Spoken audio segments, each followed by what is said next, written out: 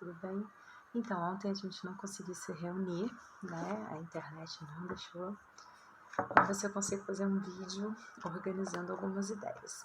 A primeira é a seguinte: respondendo aquela pergunta da semana passada, o Seixas, ele serpenteia, então, a imagem que José de Alencar coloca na figura do Seixas é de que ele é uma serpente que se deixou seduzir e que estaria ali tentando seduzir a Aurélia para entrar nesse mundo da sociedade. E eu não sei se vocês notaram, pela leitura do texto, o tempo todo o José de Alencar vai dando alfinetadas, dizendo assim: as pessoas estão corrompidas, a sociedade faz isso com elas, a sociedade vai embotando a moral. Então, a sensação que eu tive, e era esse o encaminhamento da resposta que eu esperei de vocês daquela questão, é a seguinte: o José de Alencar coloca a Aurélia como uma figura que não se deixou contaminar. Então, ela é pura, no sentido das regras sociais degeneradas moralmente.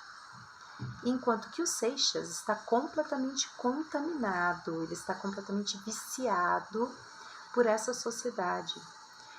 E qual é o ambiente, segundo o livro, segundo José de Alencar, que seria o ambiente mais viciado? O ambiente do casamento. Não a vida em família, mas esse ambiente dos jovens que estariam ali em idade de se casar, mas que, por conta desses desvios morais que a sociedade ensinava, tanto para os homens quanto para as meninas, esses desvios estariam descaracterizando o casamento.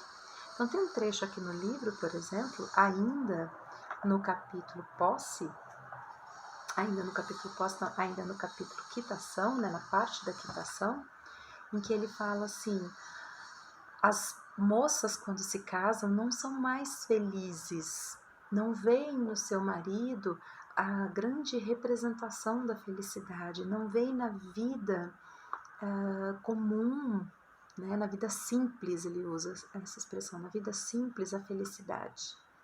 E isso tem tornado os nossos casamentos muito infelizes. Então ele diz que lá no século XIX ele detecta essa característica. Muito bem. Então aqui na parte quitação, ele já propõe observar este casal como um casal exemplar, né? A moral aqui dessa segunda parte seria essa, como um exemplo para se verificar quão perigoso é uma sociedade transformar o casamento numa relação comercial. Então, o casal, lembrando que o Seixas e a Aurélia se casaram, né, no final do capítulo, sempre esqueço, do capítulo preço, da parte preço, eles se casaram, eles estão casados. Então, nessa parte da quitação, o autor deixa insinuado que ele vai acompanhar esse casal e, através dessa vida em comum que eles vão ter desse casamento, nós vamos verificar, comprovar a tese do autor de que o casamento, uma instituição tão sublime, que deveria trazer a felicidade dos dois, baseada na moral do marido, é muito importante, ele deixa isso muito claro, uma vez que esse homem, que esse marido, que esse rapaz tenha valores corrompidos e são corrompidos pelo convívio social, ele deixa isso muito claro, o casamento ficaria fadado ao fracasso. Então, o casal Aurélia e Fernando Seixas seriam aí o lugar onde nós constataríamos essa observação do José de Alencar. Muito bem. Dito isto, a questão pedia para que vocês conciliassem, então, um Seixas corrompido com uma Aurélia que não tinha se deixado corromper. Ok? Porque é isso que demonstra. Eu tenho o tio que tenta corrompê-la e ela fica ali incólume. Eu tenho a riqueza do avô que tenta corrompê-la e ela fica incólume. Até a pretensão de casamento de um homem rico, né, o Eduardo Abreu, e ainda assim ela fica inalterada. O amor que ela sente é o que a mantém pura e inalterada. Então isso é uma característica muito forte do romantismo. O amor purifica, o amor regenera, e é o amor que vai fazer essa redoma em volta da Aurélia para que ela não seja contaminada pela imoralidade social. E aí a gente vai para a terceira parte, que é a parte da quita da posse. Eu sempre confundo tudo. Na posse, o bicho pega. Por que o bicho pega? O bicho pega porque a gente vai acompanhar aí primeiro mês de casamento. E eu não sei o que vocês acharam, mas é um caos. É assim, os dois se alfinetam o tempo todo. A Aurélia é grosseira, ela não chega a ser rude, mas o tom de ironia, e o tempo todo o autor vai falando assim, quem vê de fora não percebe. Somente os dois têm consciência daquela situação e o quanto eles vão ali se agredindo com as palavras, às vezes com um sorrisinho, às vezes com um olhar. Gente, é horrível, eles se machucam o tempo todo. E assim, é interessante porque eles sabem exatamente onde se machucar. Então eles vão no ponto, assim, eles vão com uma agulhinha na ferida e se machucam. Dois trechos me chamaram muita atenção aqui. O primeiro foi a parte em que a Aurélia manda fazer um retrato do Seixas, um quadro, né, do Seixas, porque ela quer recuperar aquele Seixas, porque ela se apaixonou aos 16 anos e que a abandonou. E o segundo trecho, spoiler, ao final das discussões que eles têm e dos atritos que eles têm, ela propõe o divórcio.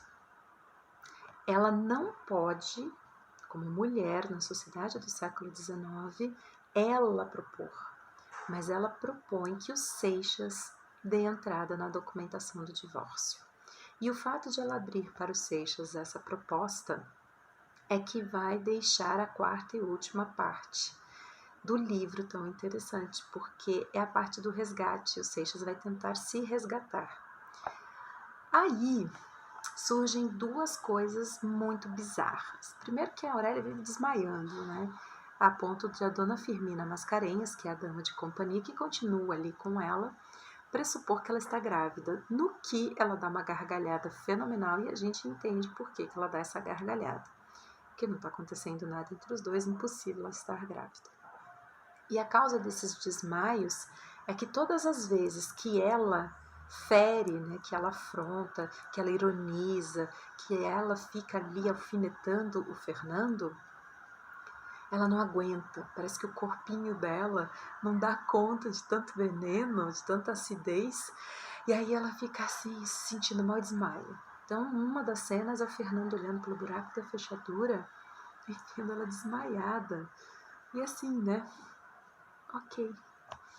A outra cena interessante, bizarramente interessante, porque eu tô falando do processo de sadismo e de sadomasoquismo que acaba acontecendo aí com esse casal, né? Porque é o nome que a gente vai ter que dar, sadomasoquismo. É o fato de que ela fica horas no quarto olhando o quadro do Seixas. E todas as vezes que ela fica ali olhando esse quadro, a gente só vai saber isso na cena resgate, tá? Tô dando spoiler. Ela fica ali olhando esse retrato, todas as vezes que ela sai do quarto, ela meio que machuca mais ainda. Até um momento. Numa noite especial, ela não tem nada especial, mas ela acaba sendo especial. O Seixas declama poesias do Lord Byron, que era um poeta aclamadíssimo pelos românticos. Ele é o poeta do devaneio, ele é o poeta do delírio, ele é o poeta do amor através das estrelas, enfim. A Aurélia tá ali ouvindo e ela meio que deita no ombro do Seixas. E pelo tempo da leitura da poesia, ela se deixa levar, ou, como diz o narrador, enlevar.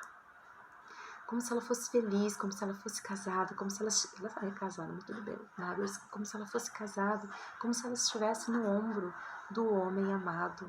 Só que aí ela acorda, né? Ela fica assim, isso é um absurdo. Onde já se viu? Não leia, não traduza Byron.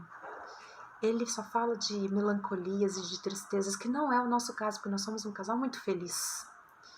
E parece que nesse dia o narrador diz, ela meio que esvaneceu todo o veneno que tinha nela, e ela e o Seixas começam a se tratar melhor, porque ele também está bem levado por aquelas madeixas, imagina aquelas madeixas, castanhas, aqueles cachos que estão ali roçando a pele dele. E aí, gente, eu que já li esse livro, pessoal, o tempo todo fica essa coisinha de sedução.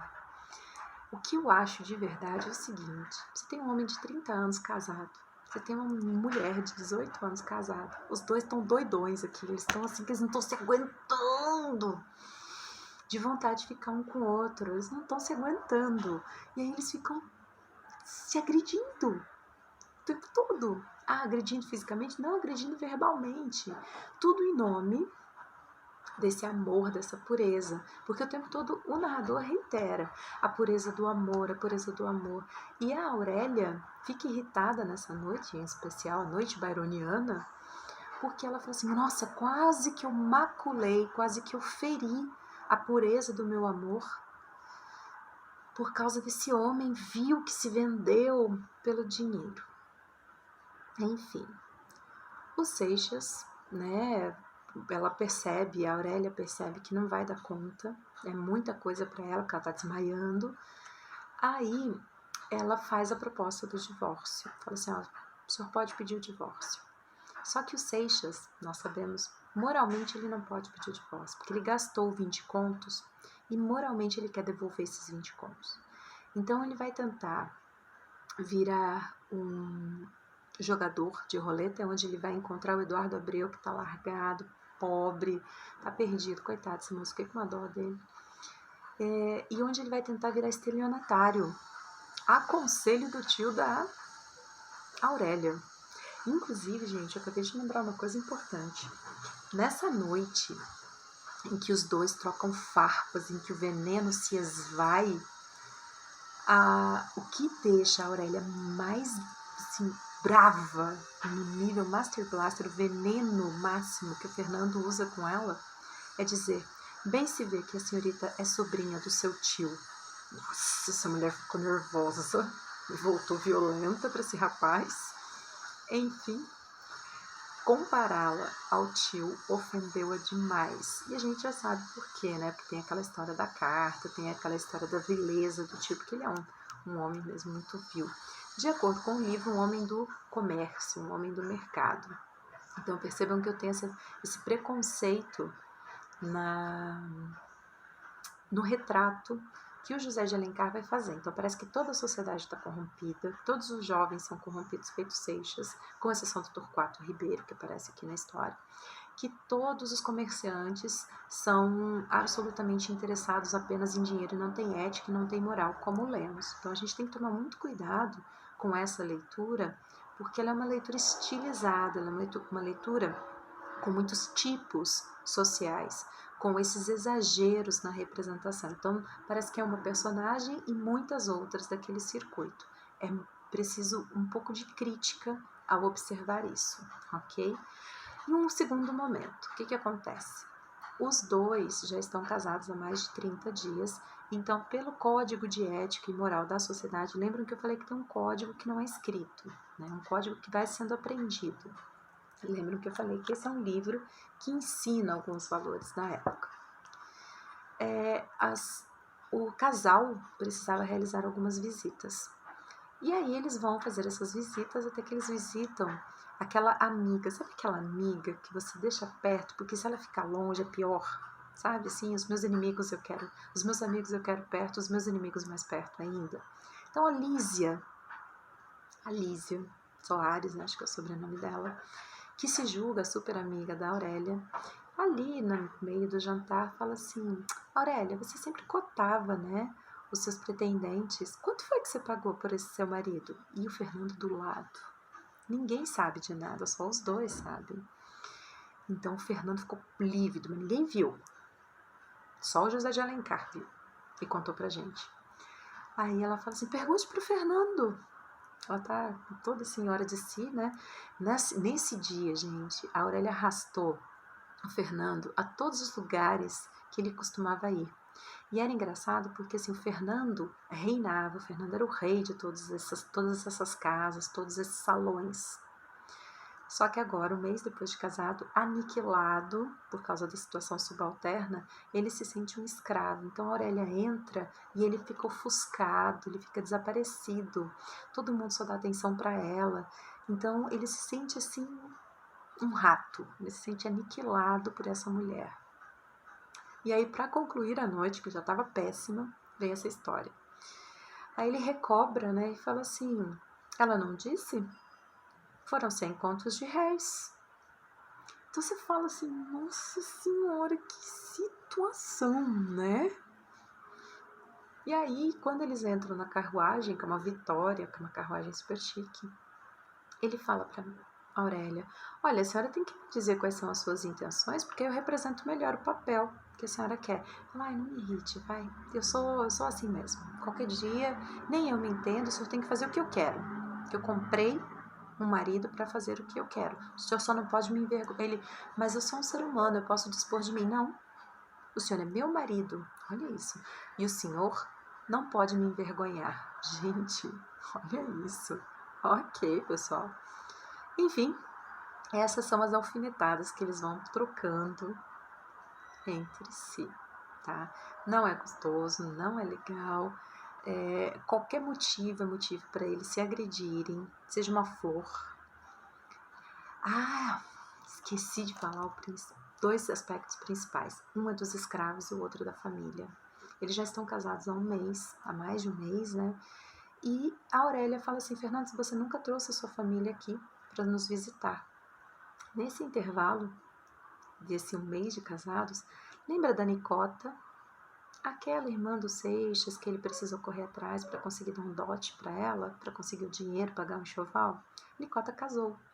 E o Fernando não falou nada para Aurélia, ele foi sozinho ao casamento. Aí todo mundo já ficou assim, nossa, né, essa Aurélia é uma chata, né, não vem, só porque ela é rica, não quer vir em casamento de pobre. Olha isso, ela não ficou sabendo, ele não falou.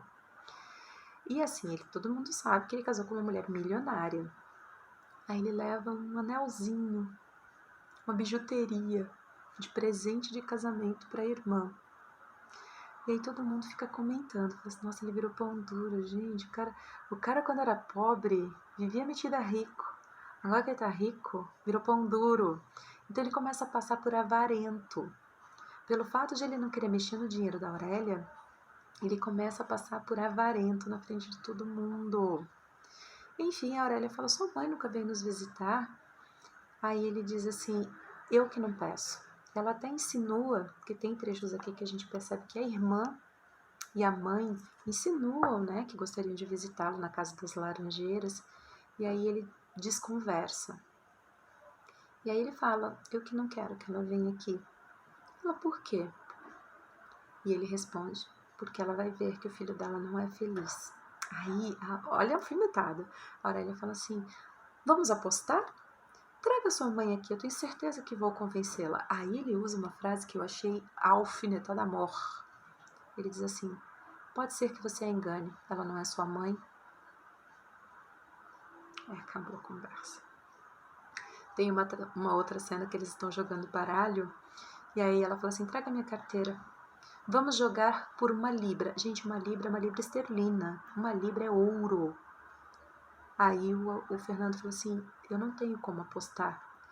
Esqueci que o senhor não aposta, vamos guardar o jogo então. Olha a humilhação, olha as alfinetadas. Agora dos escravos. Era costume, vocês sabem, né, gente? Mulher não pode repetir roupa, imagina naquela época, né? Então a Aurélia costumava dar os vestidos ali para a criada mais próxima. E nessa de ser o dia da doação, a criada, que é uma criada mais chegada à Aurélia, diz assim, mas a senhora é muito boa, a senhora dá tudo. O seu marido, em contrapartida, traz tudo trancado à chave.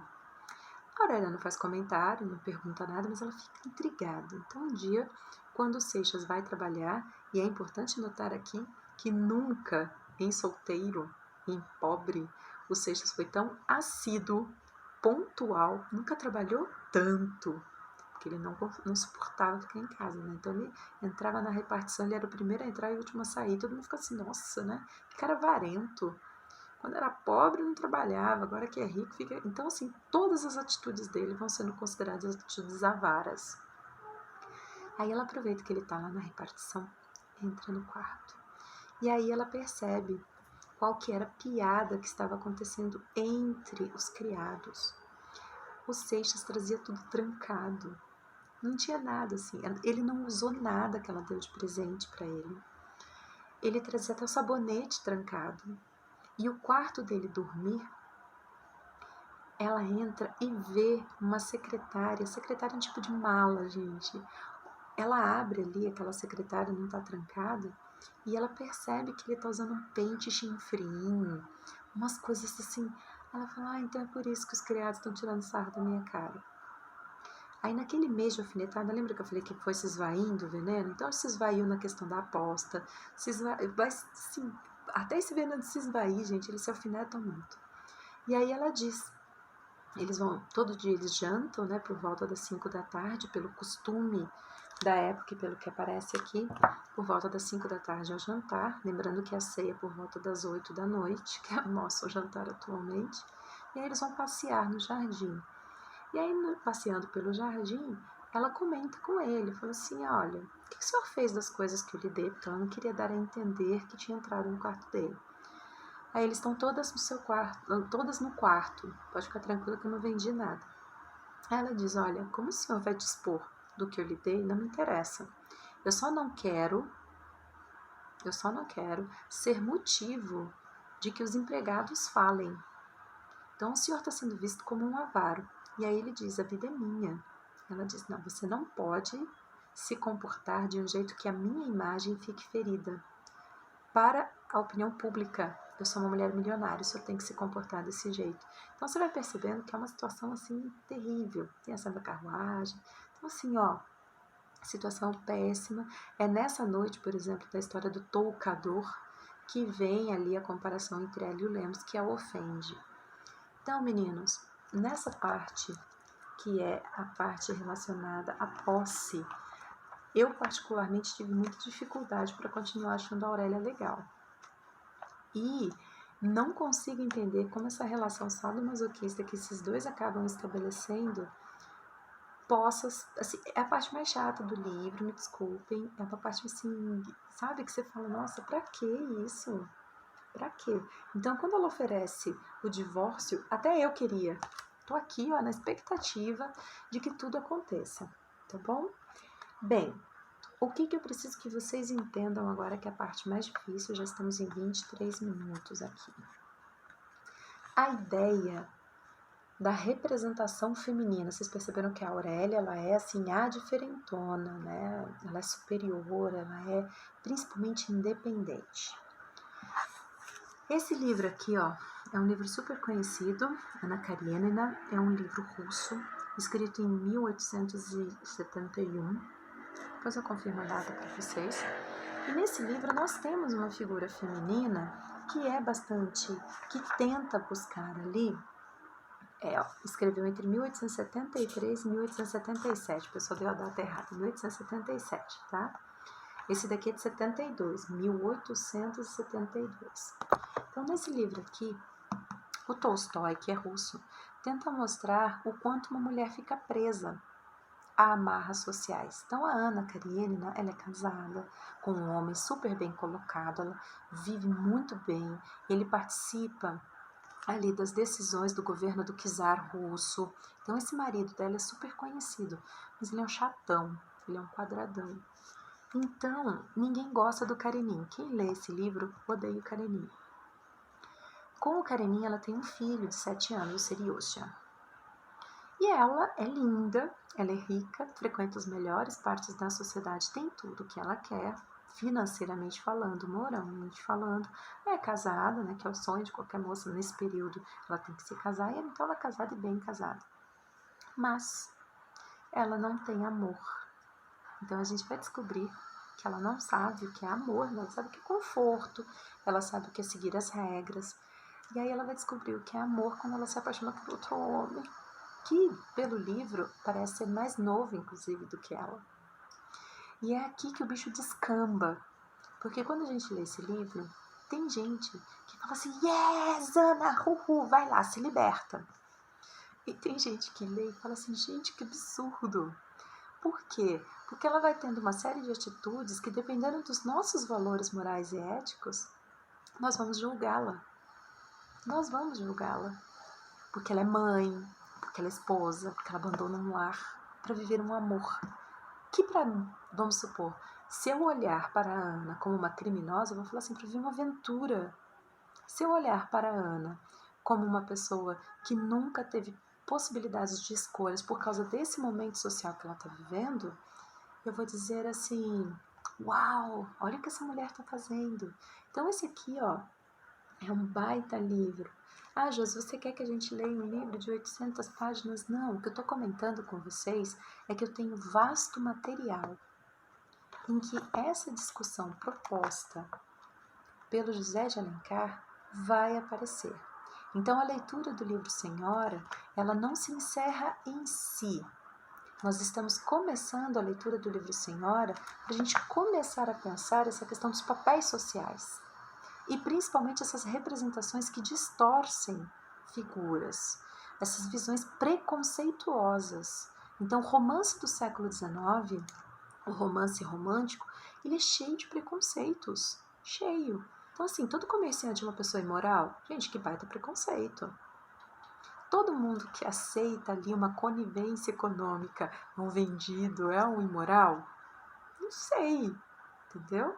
Então, tem uma cena que eu acho muito interessante aqui, que a Ana Karenina fala assim, eu não jogo pedras. Essa frase, ela parece solta no romance, assim. Alguém entra e escuta a Ana falando isso. Mas é a frase mais capital desse romance.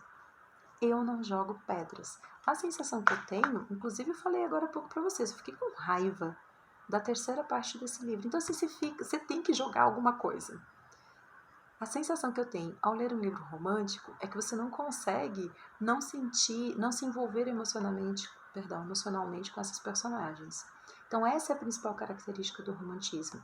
Criar uma teia ali em que você tem raiva de algumas condutas e de algumas personagens, ou que você ama e fica completamente apaixonado.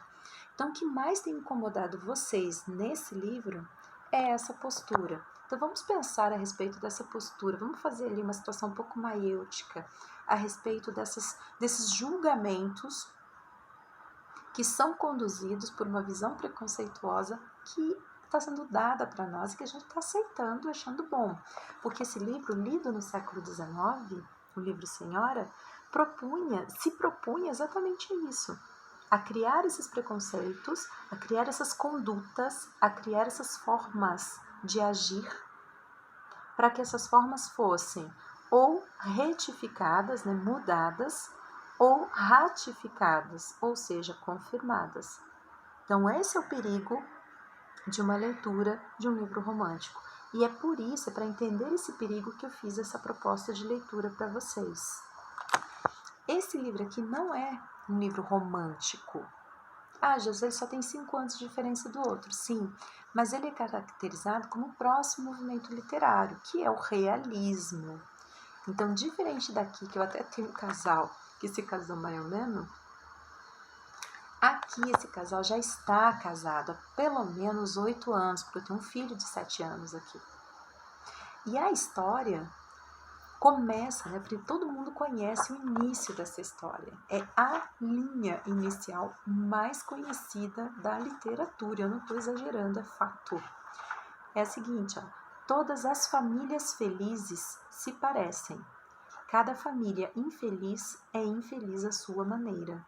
Então o livro começa falando justamente de uma briga conjugal. Tudo era confusão na casa dos Oblonsky. A esposa ficara sabendo que o marido mantinha um caso com a ex-governanta francesa. Então começa falando, tem uma casa que está de cabeça para baixo, porque o marido foi pego como adúltero. Já, assim, eu li 2 linhas do texto, 2 e meia. Então você já fica sabendo que tem um problemaço para ser resolvido aqui, por isso que é considerado realismo. Mas tenho que ler prestando muita atenção. Josi, é para a gente ler? Eu estou dizendo para vocês que a proposta é o Senhora. A gente ainda tem mais uma parte, que é a parte do resgate. Mas a temática sobre as representações dos papéis sociais tem aqui no Brasil, na Europa, e chega até aquele começo de Oriente, que é a Rússia. Então, as representações dos papéis sociais, elas não estão circunscritas a um determinado país por causa da história desse país. As representações de marido, de mulher, de esposa, as representações de ser homem, ser rapaz, ser criança, ser comerciante, esses papéis sociais que a gente às vezes pensa que nós temos uma personalidade, muitas vezes são construídos historicamente, e aí história nos dois sentidos, tanto dos romances da ficção declarada, quanto da outra história. Para que tudo isso? Já vou encerrar o vídeo. Porque nós temos uma autora da lista de vestibular da Unicamp 2022 que vai propor uma discussão que eu acho que vai dar pano para manga.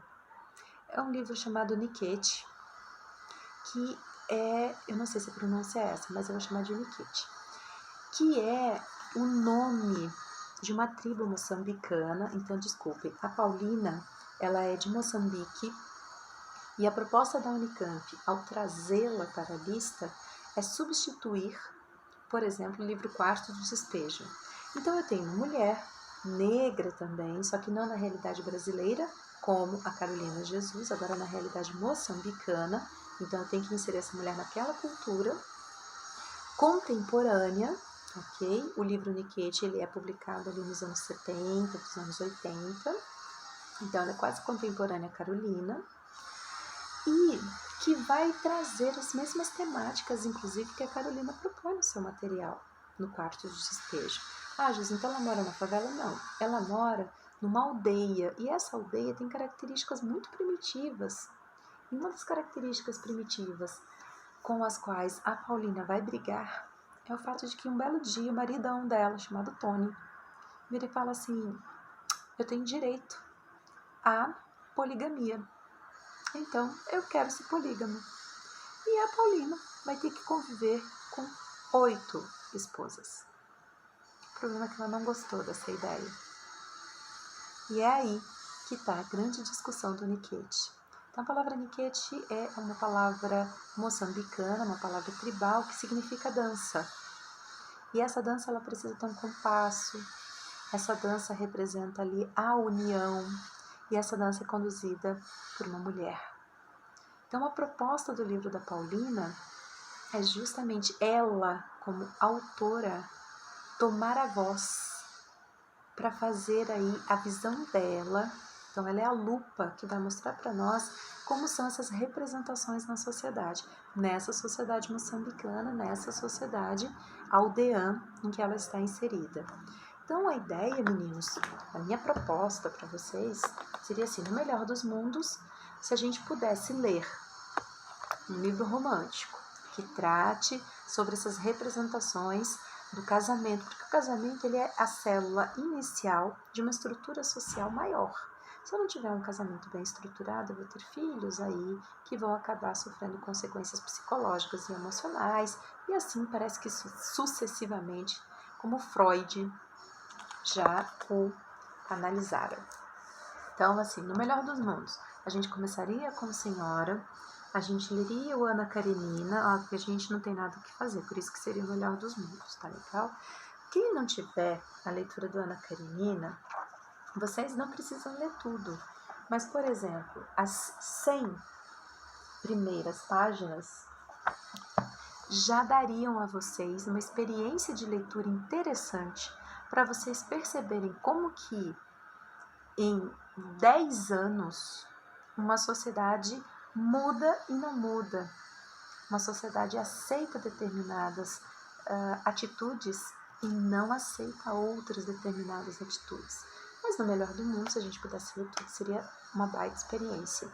E aí sim, vocês teriam um pouquinho da formação e da informação para conseguirem compreender a importância do que é uma autora escrever sobre a condição da família, que a gente chama de família nuclear, né? Que é a família núcleo, ok?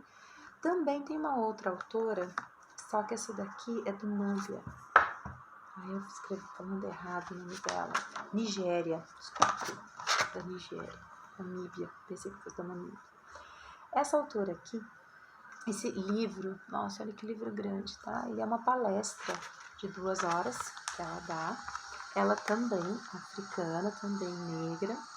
E ela fala sobre a questão do feminismo.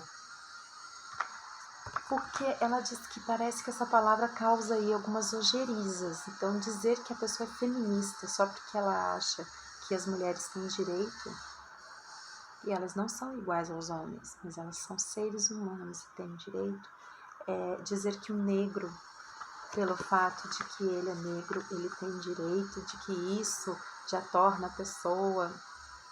Então, é isso que ela vai abordar nessa palestra que ela dá aqui. E é importante porque eu até tenho, né, existe uma vertente literária de crítica feminista, mas eu não preciso ser feminista, eu não preciso ir ler e seguir Simone de Beauvoir para não detectar que existem papéis e que às vezes, sem me dar conta, inconscientemente, alienadamente, eu reproduzo esses papéis. Então, não é questão de ser feminista, de ser machista. O mais importante é eu perceber o seguinte: será que as atitudes que eu tenho, será que os valores que eu acho que são meus mesmos? Meus mesmos, desculpa. Ou será que eu estou reproduzindo papéis, sem me dar conta de que eu estou reproduzindo esses papéis? Então, são essas as discussões que a gente vai precisar ter. Ao terminar a leitura do Senhora, mais do que ter raiva da Aurélia, do que ter raiva do Seixas, a gente tem que pensar o seguinte: será que não existem mulheres que atuam assim? Vocês podem achar que não cabe no século XXI, mas será que não? Será que não existem homens como Fernando Seixas? Então vamos pensar, vamos nos mexer. Ai, Josi, eu quero ler. Meninas, baita leitura, viu? Tem umas partezinhas aqui que são desnecessárias, mas tem umas partes que são absolutamente necessárias. Um grande abraço para vocês.